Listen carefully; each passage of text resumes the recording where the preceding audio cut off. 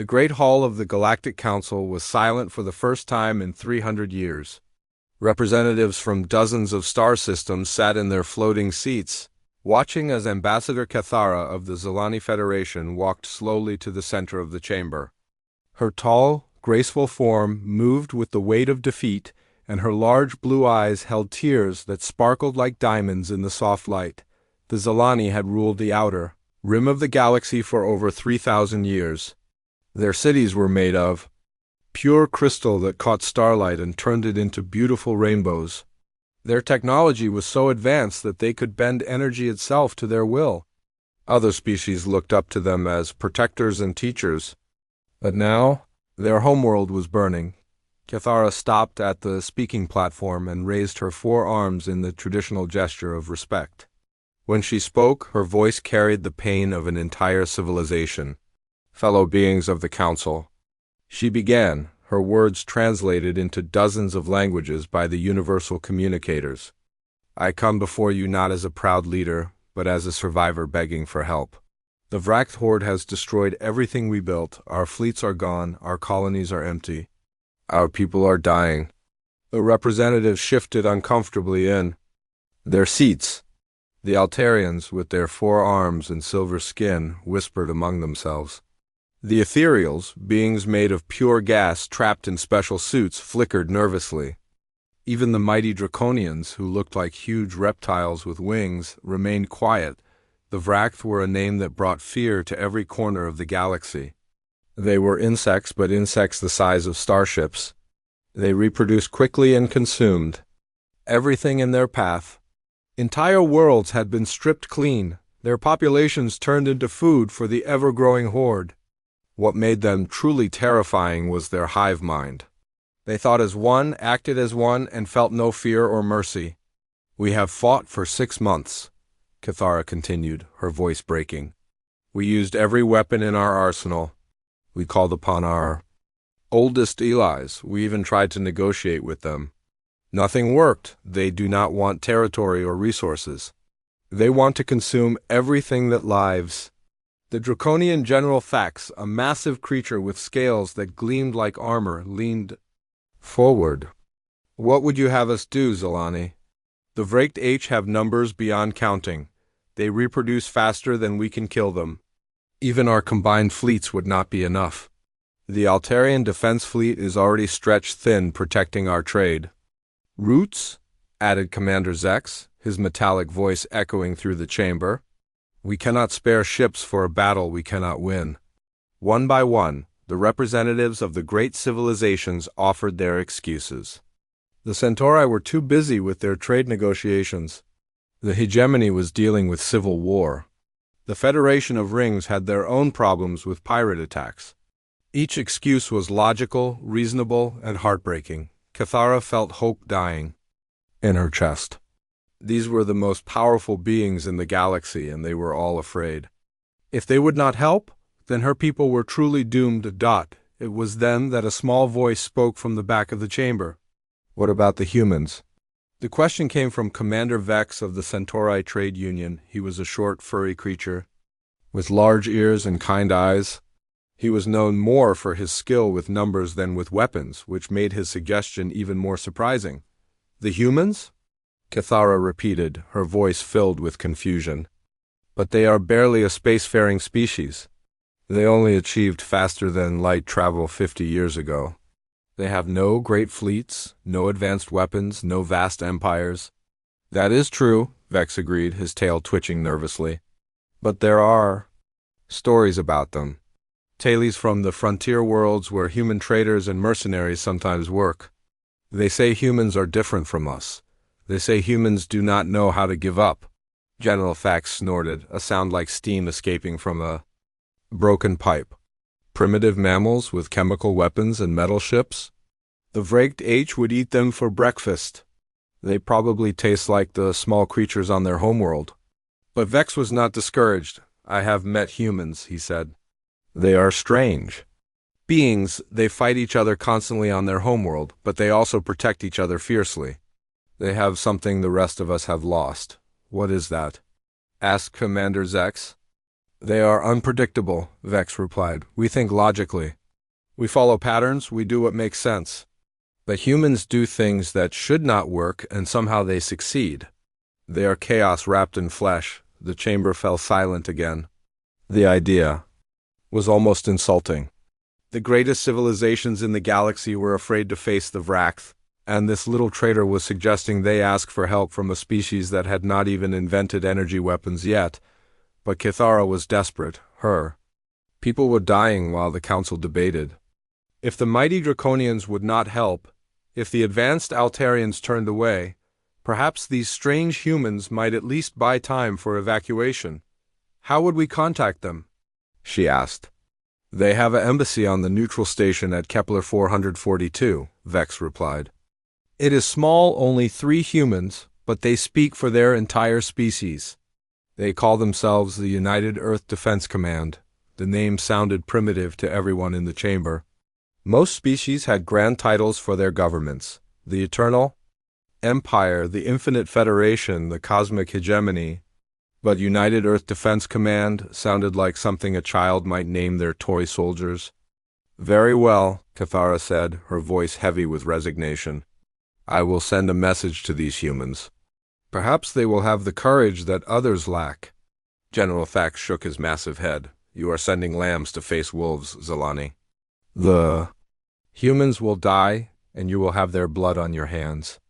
Then their blood will join the millions of my people who have already died, Kithara replied. At least they will die fighting instead of hiding. As the council session ended, representatives began filing out of the chamber. Most were relieved that the burden of fighting the Vraxth would fall on someone else, even if that someone was a primitive species with no chance of victory.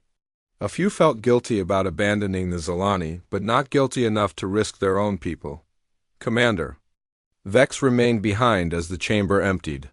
He approached Kithara, who was staring at the empty seats where her allies had sat. You think I am foolish? Vex said quietly. Sending for help from a species that barely knows how to build starships.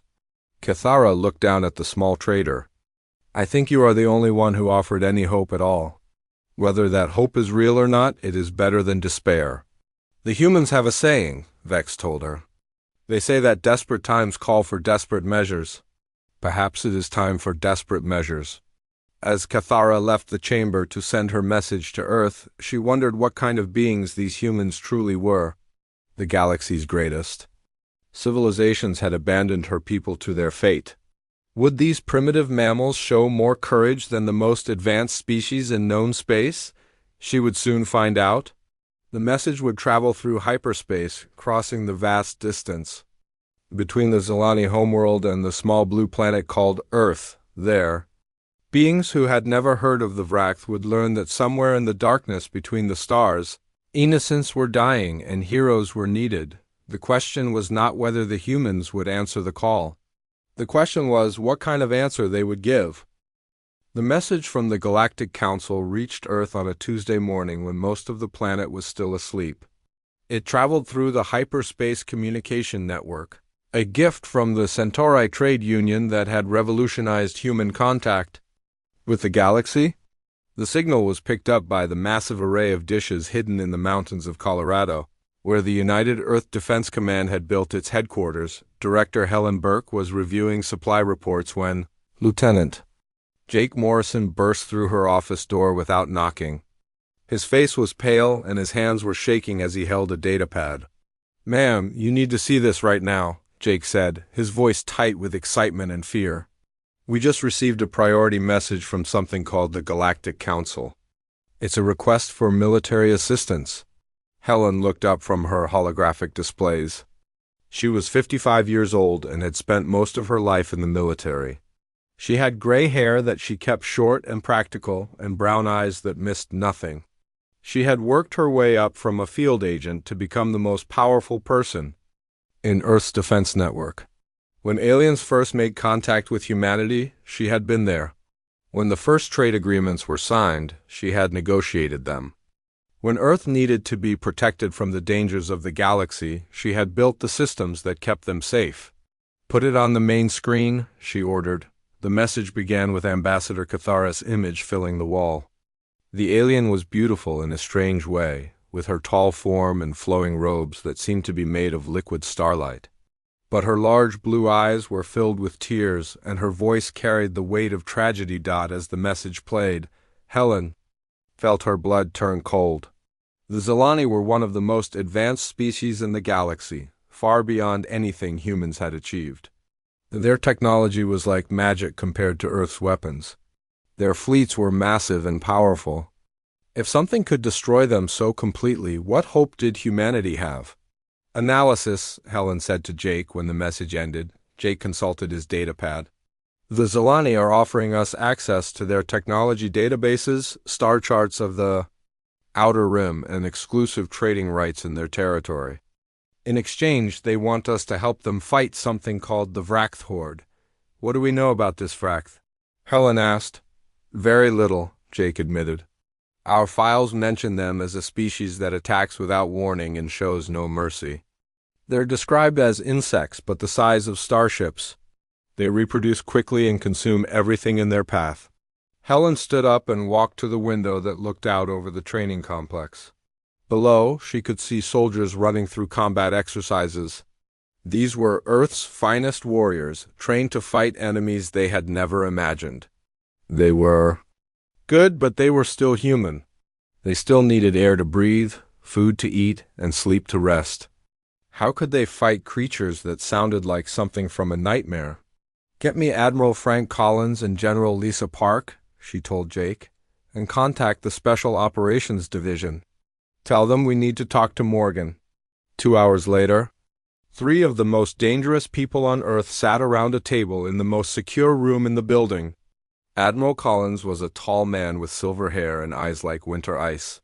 He commanded Earth's small fleet of starships, vessels that were fast and deadly but tiny compared to the great ships of other species. General Park was shorter and stockier, with black hair and scars on her hands from years of combat training. She led the planet's most elite ground forces. The third person was simply known as Morgan, a figure so mysterious that even Helen was not sure if Morgan was a man or a woman. Morgan represented the operations that officially did not exist, the soldiers who fought wars in the shadows. The conventional approach will not work, Admiral Collins said, studying the data on his tablet. The Vract have numbers beyond counting, and technology that matches or exceeds our own. If we try to fight them ship to ship, we will be destroyed. Good thing we do not fight conventionally, General Park replied. What do we know about their psychology? Helen activated the holographic display in the center of the table. It showed images of Vract H ships, massive organic structures that pulsed with strange lights. According to the Zilani, the Vract H are a hive mind. They think as one being spread across millions of bodies. They have conquered through pure numbers, overwhelming their enemies with wave after wave of attackers. They expect their enemies to fight like civilized beings, Morgan said, speaking for the first time. Morgan's voice was neutral, giving no clues about gender or background. Fleets meeting fleets in organized battles, armies facing armies on chosen battlefields. Honor and rules and predictable tactics. Exactly, Helen said. Every species they have faced has fought according to the same basic principles. Form up your forces, choose your ground, and may the best military win. But that is not how humans fight. Admiral Collins raised an eyebrow. What do you mean? Helen's smile was cold and calculating. We have spent our entire history fighting each other. We have learned that war is not about honor or fairness. It is about winning, no matter what it takes. We cheat, we lie, we attack from the shadows, and we strike where our enemies are weakest. The Vract have never faced anything like us, General Park added. They have fought civilized species who follow rules. They have never fought humans, Morgan leaned forward. What are you suggesting? Helen turned to face all 3 of them. We are not going to send an army to fight the Vract H. We are not going to send a fleet to meet them in battle. We are going to send them something much worse. Which is? Admiral Collins asked. We are going to send them our most merciless warriors, Helen replied. People who understand that the Only rule in war is that there are no rules. People who will do whatever it takes to win. The room fell silent as the implications sank in. What Helen was suggesting was not a military operation in the traditional sense. It was something darker, more personal, and infinitely more dangerous. How many people are we talking about? General Park asked. 12, Helen replied. No more. No less, we will send them in a single ship, armed with the best technology we can steal, borrow, or build. They will not try to defeat the Vract in open battle. They will hunt them like animals, 12 people against an entire horde. Admiral Collins sounded skeptical. That is not warfare, that is suicide. No, Morgan said quietly. That is how humans fight. We do not match our enemy's strength for strength. We find their weaknesses and exploit them. We turn their advantages against them. We make them afraid, Helen nodded. The Vract are used to fighting enemies who think like them. They are not prepared for enemies who think like us.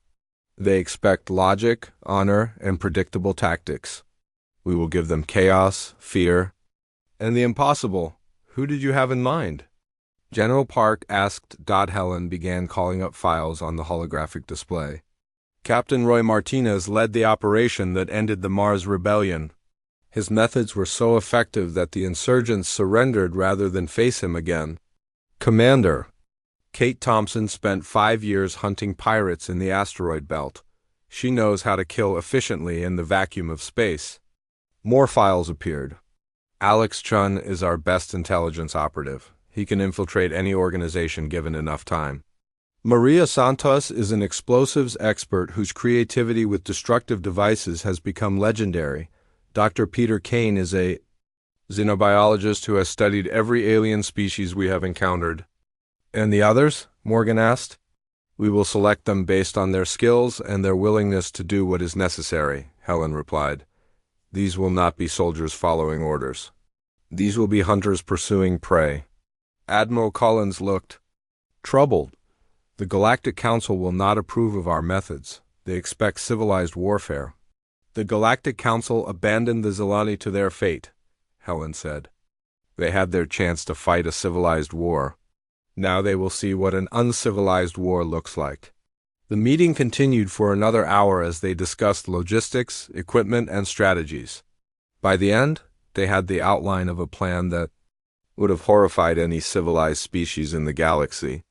It was brutal, ruthless, and completely without honor. It was also perfectly human. As the meeting broke up, Helen remained in the room, staring at the holographic display that showed the Vract ships. Somewhere out there, innocent people were dying while the galaxy's greatest civilizations did nothing. But Earth would not turn away. Earth would send its most dangerous children to remind the universe that humanity had not reached the stars. By being civilized, they had reached the stars by being survivors. The ship that left Earth's lunar dock 3 days later looked nothing like the clean, bright vessels that other species used to travel between the stars. The UES Retribution was painted black as the void itself, with sensor-defeating coatings that made it nearly invisible to most detection systems. Its hull was covered with strange bumps and angles that scattered radar waves and confused targeting computers. It was not beautiful like the flowing ships of the Zelani or massive like the war vessels of the Draconians. It was ugly, practical, and deadly. Inside the ship, 12 of humanity's most dangerous people prepared for what might be their final mission. They were not soldiers in the way that other species understood the word. They were something much more frightening. They were hunters who had learned their trade in the shadows of human civilization.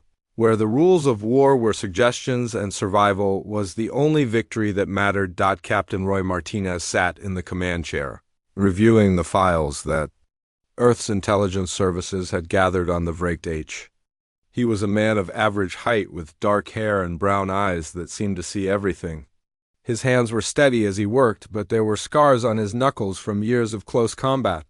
He had earned his reputation during the Mars Rebellion, where his tactics had been so brutal that the enemy surrendered rather than face him again. The official reports called his methods effective. The unofficial reports called them terrifying. She was a woman in her 30s with blonde hair pulled back in a tight bun and green eyes that missed nothing. She had spent 5 years hunting pirates in the asteroid belt, learning how to kill efficiently in the vacuum of space. Her ship had been smaller than most pirate vessels, but she had never lost a fight. She had learned that victory went to the hunter who was willing to do whatever it took to win. "All systems are green," Thompson reported. "We are 36 hours from the Zelani system. The crew is ready." Martinez nodded and activated the ship's communication system. "All hands, this is the captain. Report to the briefing room." The 12 members of the team gathered in the ship's main meeting space. Each of them had been chosen for specific skills that would be needed in the coming battle. They were not a unit in the traditional sense. They were a collection of specialists who had been brought together for one purpose: to do what conventional forces could not. Alex Chun sat near the back of the room, his fingers dancing across a portable computer. He was a thin man with black hair and dark eyes that seemed to absorb light. He had been born on Earth but had spent most of his adult life in space, learning the languages and customs of dozens of alien species. He could pass for a member of almost any civilization in the galaxy, a skill that had made him invaluable to Earth's intelligence services. Maria Santos was cleaning her equipment for the 3rd time that day.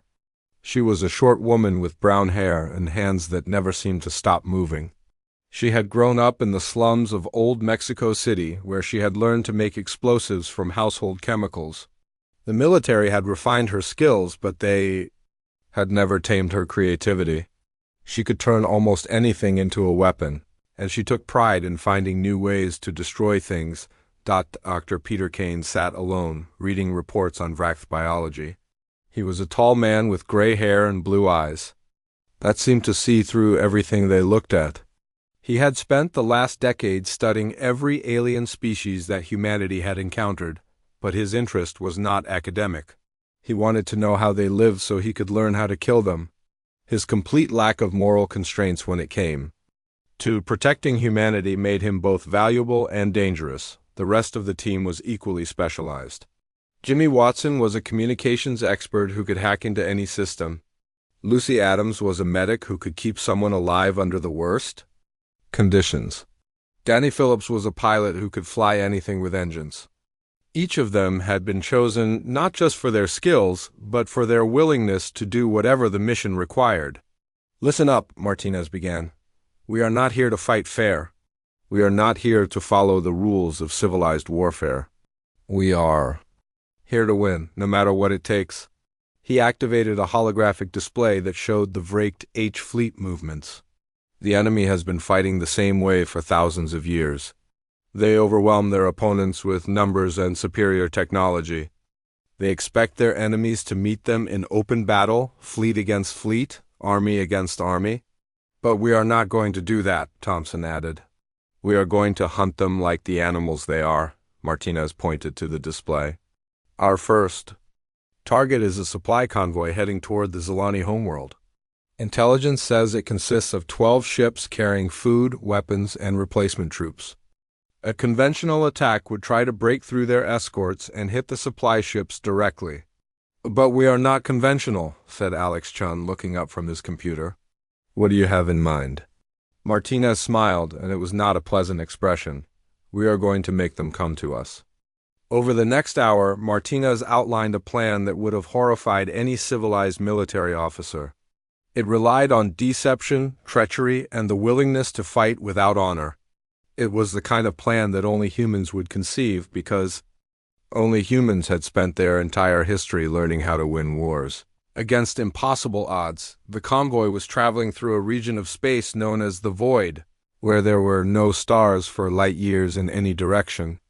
It was the perfect place for an ambush, but the Vraked H were not stupid. They had scouts watching for enemy ships, and their formation was designed to protect against conventional attacks. Alex, you are up, Martinez said as they approached the convoy's position. Alex Chun had spent the voyage studying captured Vraked communication patterns. Using a combination of human technology and stolen alien equipment, He began broadcasting a signal that identified the Retribution as a Vrax ship returning from a successful raid on a human colony. The response was immediate. The convoy altered course to investigate, expecting to rendezvous with allies and hear news of victory. Instead, they found themselves flying directly into a trap that had been laid with inhuman precision. Deploying mines, Maria Santos reported from her station. Her fingers flew over the controls as she fired thousands of small devices into the convoy's path.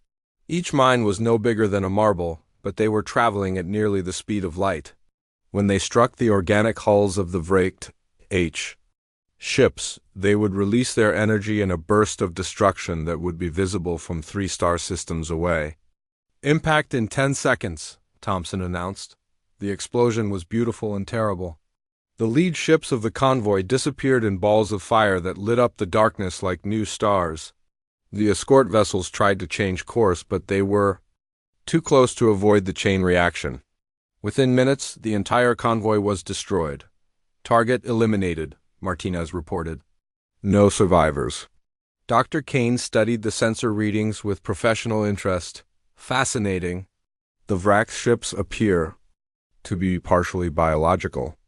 When they die, they release chemical signals that serve as a form of communication. Is that good or bad for us?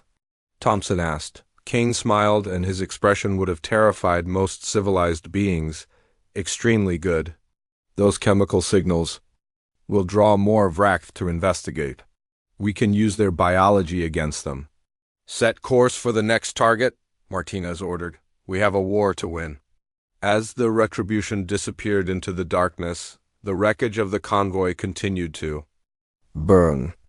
The chemical signals that Dr. Kane had detected were already spreading through space, carrying news of the attack to other Vrax forces. But the signals carried more than just information. They carried something that the Vrax had never experienced. Before fear, for the first time in their history, the Vraked H were facing an enemy that did not fight like civilized beings. They were facing humans, and humans fought to win. 2 weeks after the first attack, the Vrax horde began to realize they were facing something they had never encountered before. Their losses were mounting, but not from the kind of battles they understood. Ships were disappearing without a trace. Supply lines were being cut with surgical precision. Command vessels were being destroyed by enemies, who struck from the shadows and vanished before reinforcements could arrive. The human team had established a hidden base in an asteroid field, using captured Vrax technology combined with Zolani equipment to create a facility that could monitor enemy movements across multiple star systems. The base was invisible to conventional sensors, hidden inside a hollowed-out asteroid that looked like thousands of others floating in the endless dark. Captain Martinez stood in the command center, watching displays that showed Vraked H fleet positions throughout the sector. Red dots marked enemy ships, while blue lines showed their predicted movement patterns. The humans had been tracking the aliens for days, learning their habits and weaknesses. The Vrax are beginning to adapt, Dr. Kane reported from his workstation. His fingers moved across alien controls as he analyzed biological data gathered from the destroyed ships. They are sending smaller groups now, more spread out across space. They are also using new chemical communication methods that we have not decoded yet. Then we adapt faster, Martinez replied. His voice was calm, but his eyes burned with the intensity of a predator who had found his prey. Maria, what is the status on the bioweapon project? Maria Santos looked up from a table covered with strange devices and chemical containers. She had been working for 3 days straight, combining human knowledge of chemical warfare with Solani energy technology and Vraked H biological samples. Her clothes were stained with chemicals, and her hands shook slightly from exhaustion, but her eyes were bright with excitement. I have created something that should disrupt their hive mind communication, she said. It is not lethal, but it will cause confusion and panic. The chemical mimics their natural communication signals but carries false information. When they breathe it in, they will think they are receiving orders that do not exist. Deploy it at the next opportunity, Martinez ordered. Alex, what have you learned about their command structure? Alex Chen had been monitoring Vrath communications for days, slowly breaking down their complex biological language. He had discovered that the aliens used a combination of chemical signals, bioelectric pulses, and quantum entanglement to coordinate their forces. It was incredibly sophisticated, but it also had weaknesses that a human mind could exploit. The Vrath operate from mobile command ships that move throughout their fleet, Alex reported. These ships contain the queen minds that control large sections of the Horde. If we can identify and eliminate the top-level commanders, it might cause a cascade failure in their organization. Commander Thompson studied the tactical displays with the eye of someone who had spent years hunting enemies through asteroid fields and nebulae. What if we do not just attack their command structure? What if we make them believe they are under attack from multiple enemies? Dr. Kane looked up with interest. Explain. The Vrath have conquered dozens of species over the centuries, Thompson said. They have made enemies across the galaxy. If we can make it appear that several of their previous victims are launching coordinated attacks, they might divide their forces to defend against multiple threats. Martinez leaned forward. I like it. Kane, can you create false biological signatures for different species? With the right equipment, yes, Kane replied. But it would require samples from the species we want to imitate. The Zilani have biological archive from their diplomatic contacts, Alex added. I can access them through their communication network. Over the next several hours, the team developed a plan so complex and audacious that it would have been impossible for any conventional military to execute. They were going to create the illusion of a massive, coordinated uprising against the Vrath H using nothing but technology, psychology, and pure human creativity. Jimmy Watson, the communications expert, began creating false fleet signatures that would appear on Vrath sensors. Using holographic technology stolen from a dozen different species, he could make one ship appear to be an entire battle group. Lucy Adams, the medic, helped Dr. Kane prepare biological weapons that carried the scent signatures of long-dead species. Danny Phillips, the pilot, programmed automated drones that would carry these weapons deep into Vrath space. The first phase of the operation began when Alex Chen infiltrated the Vrath communication network and began broadcasting false distress signals. The messages appeared to come from Altarian survivors, claiming that their homeworld was under attack by a massive draconian invasion force. At the same time, Maria's chemical weapons were deployed near Vrath patrol groups, making them smell the biological signatures of enemies they thought they had destroyed years ago. The effect was immediate and devastating. The Vrath, who had never faced serious resistance, suddenly found themselves receiving reports of attacks from all directions. Their hive mind communication system, which had been their greatest strength, became a weakness as panic and confusion spread through their ranks. Phase 2 is ready, Thompson reported. She had been coordinating with Jimmy Watson to create false sensor ghosts throughout the Vrath territory. Using a combination of drone ships and holographic projectors, they were making it appear that massive fleets were attacking Vrath H positions in a dozen different star systems. Execute, Martinez ordered. Across the sector, Vrath H commanders began receiving reports that made no sense. Sensors showed ethereal warships materializing out of thin air. Long-range scouts reported Centauri battle groups in regions where no Centauri had been seen for decades. Chemical detectors picked up the scent of hegemony warriors on worlds that had been sterilized years ago. Dr. Kane monitored the biological responses of the Vrath H through intercepted communication signals. Their stress levels are increasing exponentially, he reported. The hive mind is struggling to process conflicting information. Some groups are receiving orders to attack enemies that do not exist, while others are being told to defend positions that are not under threat. It is working, Alex Chen said with satisfaction. They are pulling forces away from the Zilani system to respond to phantom attacks. Their main fleet is beginning to fragment. But the humans were not finished. Martinez had saved the most audacious part of the plan for last. Using captured Vrath H ships and biological samples, They were going to make the aliens believe that some of their own forces had turned against them. Lucy. Adams had been working with Dr. Kane to create a virus that would temporarily disrupt Vraked H neural connections. It would not kill them, but it would make them unable to receive commands from the hive mind. To their fellow Vrakth, they would appear to have gone insane. "Target the command ship in Sector 7, Martinez ordered. Make it look like a mutiny." Danny. Phillips piloted a captured Vraked H vessel close to the target, using Alex Chen's false identification codes to avoid detection. When they were within range, Maria Santos deployed the neural virus using a delivery system that made it appear to come from within the target ship itself. The results were spectacular.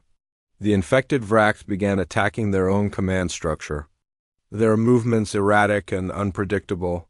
To the rest of the fleet, it looked like part of their forces had suddenly turned traitor. The confusion spread like wildfire through the hive mind network. "Multiple Vrath fleets are now engaged in combat with each other," Thompson reported. "They think they are fighting rebels, but they are actually destroying their own forces." Martinez smiled as he watched the tactical display. Red dots representing Vrake ships were winking out across the sector, not because of human weapons, but because the aliens were killing each other in their confusion. "Set course for the Zalani homeworld," he ordered. "It is time to finish this." The final battle began in the Zalani home system, where the remaining Vrakth forces had gathered for what they believed would be their ultimate victory. The insect ships formed a massive dark cloud around the crystal planet, their organic hulls pulsing with bioluminescent patterns that had once meant certain death for any world they encountered.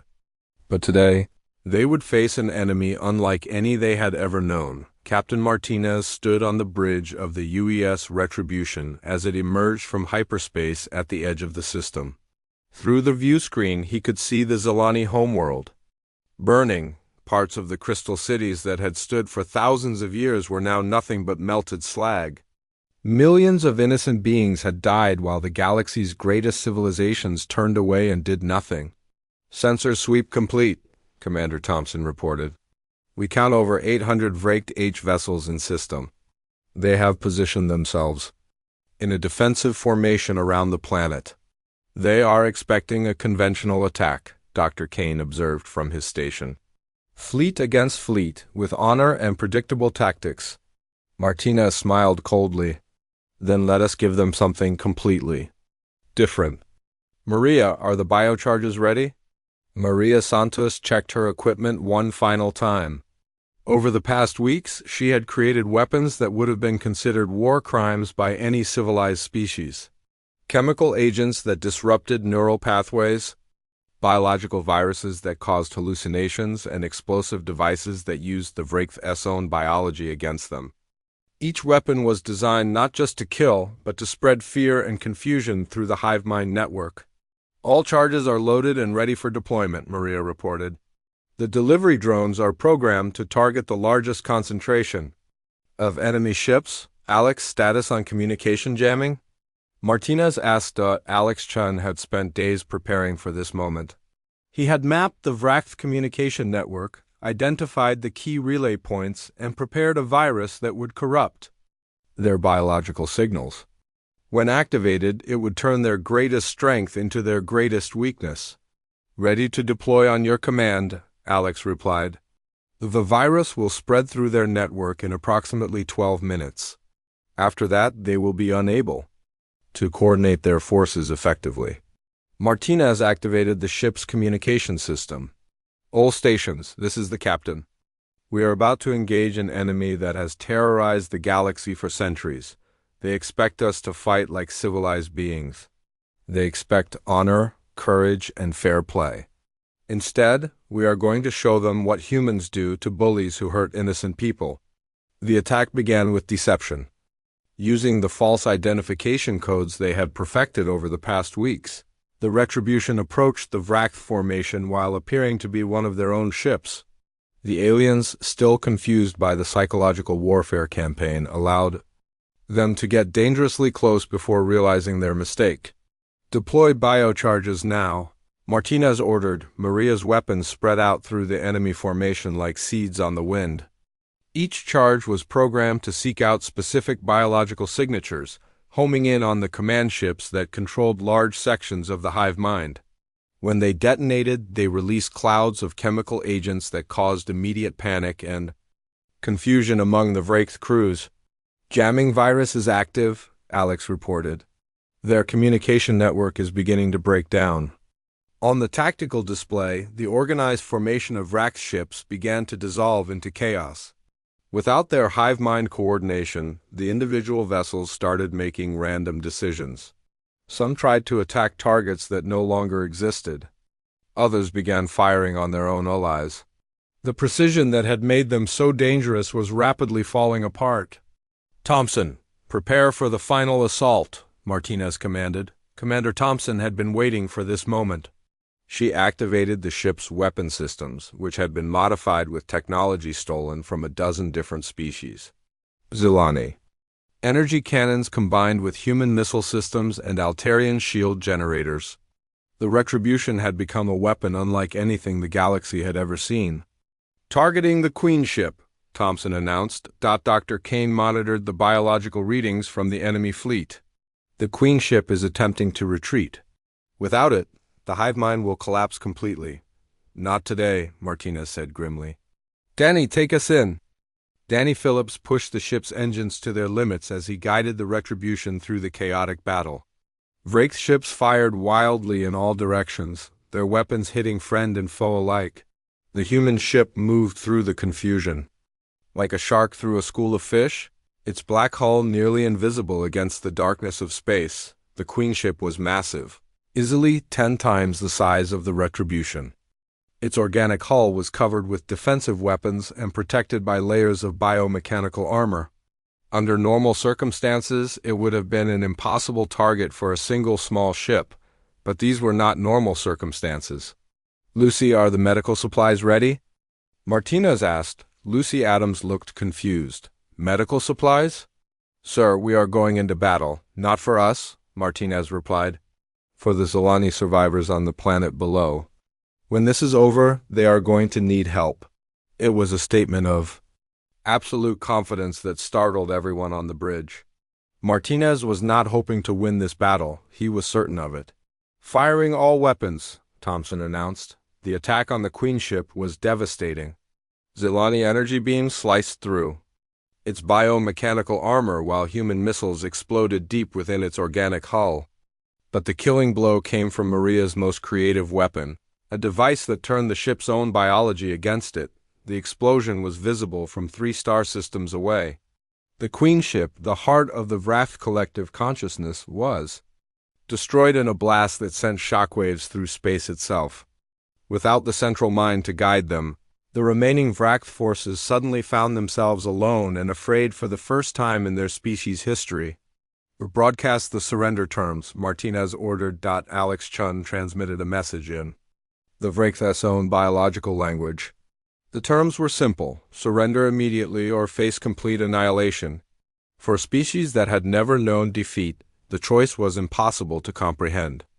But, as more of their ships fell to human weapons, the survivors began to understand that they were facing an enemy who would show them exactly as much mercy as they had shown to others. The first Wraith ship to surrender sent a chemical signal that was picked up by the others. Within minutes, the entire enemy fleet was broadcasting surrender codes. The great horde that had terrorized the galaxy for generations was finished, broken by 12 humans who understood that sometimes the only way to stop a monster is to become something more frightening. As the smoke cleared over the Zilani homeworld, Ambassador Cathara stood in the ruins of her capital city, watching human shuttles descend from the sky. The beings who emerged were not the primitive mammals she had expected, but something far more dangerous. They were warriors who understood that true strength came not from technology or numbers, but from the willingness to do whatever was necessary to protect innocent life. "Your debt is paid," Captain Martinez said as he approached the Zilani leader. "The Wraith are finished. Those who survive will remember this day and think twice before threatening peaceful worlds again." Cathara studied the human with her large, multifaceted eyes. "How did you do it? How did so few defeat so many?" Martinez looked back at his team, these 12 humans who had accomplished what the galaxy's greatest civilizations could not. You called for help, and Earth sent its most merciless warriors, the Vrath expected to fight soldiers. Instead, they met humans who understood that war is not about honor or glory. It is about protecting the innocent, no matter what it costs. As word of the victory spread throughout the galaxy, every species in known space began to understand a simple truth. Humanity might be young, they might lack the advanced technology of older civilizations, but they possessed something that made them more dangerous than any weapon. They were survivors who had learned that sometimes mercy was a luxury the universe could not afford. The Galactic Council would never again dismiss Earth as a primitive world. The humans had proven that in a galaxy full of monsters, sometimes you needed bigger monsters to keep the peace.